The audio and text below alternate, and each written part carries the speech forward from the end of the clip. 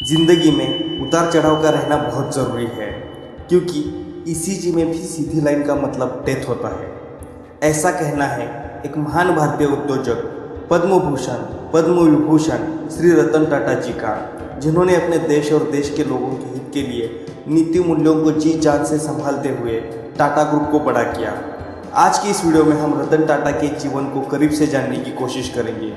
दोस्तों, आगे बढ़ने से पहले अगर आपने हमारे चैनल को सब्सक्राइब नहीं किया है तो बायोग्राफीज और बुक समरीज देखते रहने के लिए चैनल को सब्सक्राइब करके बेल आइकन को प्रेस करना ना भूलें, ताकि आप हमारे आने वाले सभी वीडियोस को देख सको।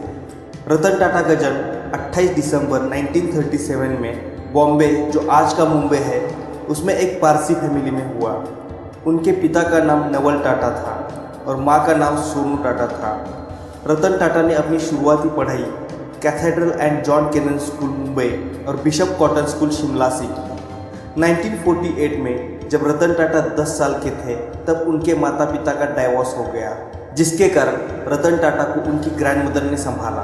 आर्किटेक्ट होने की मनीषा से वो आगे की पढ़ाई के लिए अमेरिका के कॉर्नेल यूनिवर्सिटी में दाखिल हुए। रतन टाटा शर्मीले किस्म के थे और समाज की झूठी चमक में विश्वास नहीं रखते थे। अपने टाटा नाम को भूलकर खुद के दम पर शिक्षा लेने की जिद से रतन टाटा ने अमेरिका में अपना एजुकेशन खत्म होने तक होटल में बर्तन मांजने से कारकुन तक कई छोटे मोटे काम किए। 1959 में उन्हें बैचलर इन आर्किटेक्ट की डिग्री हासिल हुई। 1961 से उन्होंने अपना करियर टाटा ग्रुप के टाटा स्टील के शॉप फ्लोर पर काम करने से शुरू किया। टाटा के परंपरा के अनुसार 1970 तक वो टाटा ग्रुप की अलग अलग कंपनीज में काम करते रहे। 1970 को उनको मैनेजमेंट में प्रमोट किया गया। 1971 में रतन टाटा को टाटा ग्रुप की टीवी और रेडियो बनाने वाली और घाटे में चलने वाली नेल्को कंपनी की जिम्मेदारी दे दी गई। अगले 3 सालों में रतन टाटा ने इस कंपनी को खड़ा किया और नेल्को के मार्केट शेयर को 2% से 20% तक बढ़ाया। लेकिन देश में लागू हुई इमरजेंसी और उसके बाद आई आर्थिक मंदी के कारण नेल्को कंपनी को बंद करना पड़ा। रतन टाटा के जीवन में आया पहला सबसे बड़ा फेलियर था।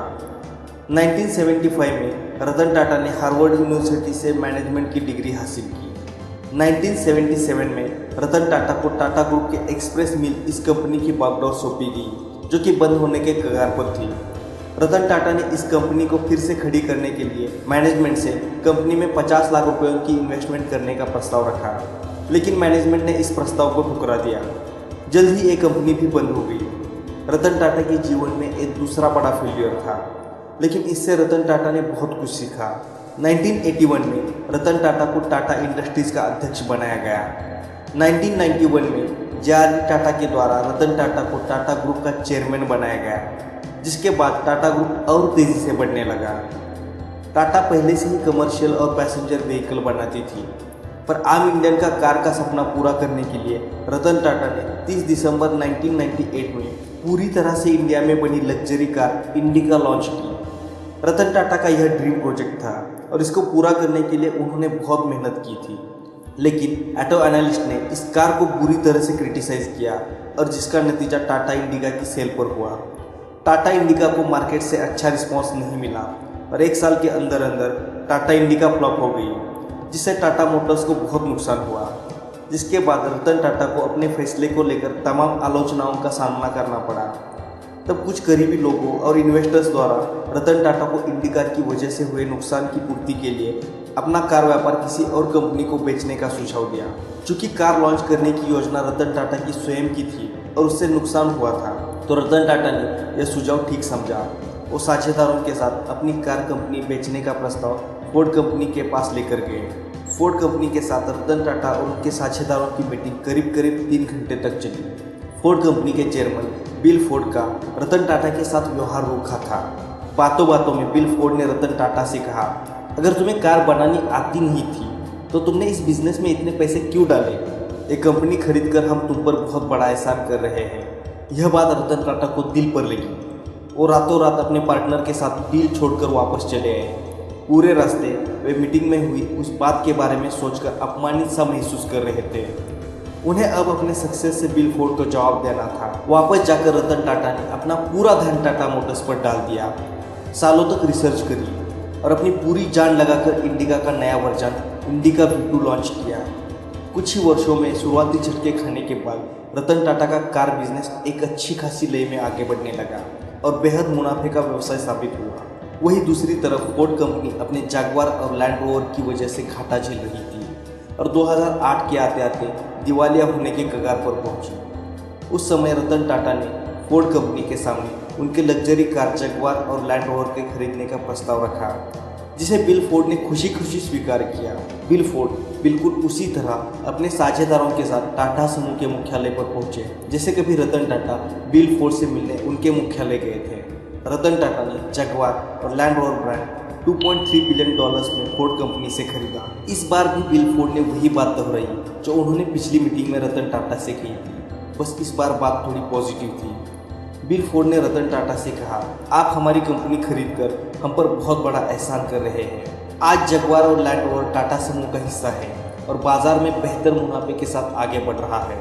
रतन टाटा अगर चाहते तो बिल फोर्ड को उसी मीटिंग में करारा जवाब दे सकते थे, लेकिन रतन टाटा अपने सफलता के नशे में चूर नहीं थे। यही वो गुण है जो एक सफल और महान इंसान के बीच का अंतर दर्शाता है। जगुआर और लैंड रोवर की तरह रतन टाटा ने कई सारी कंपनीज को खरीदा।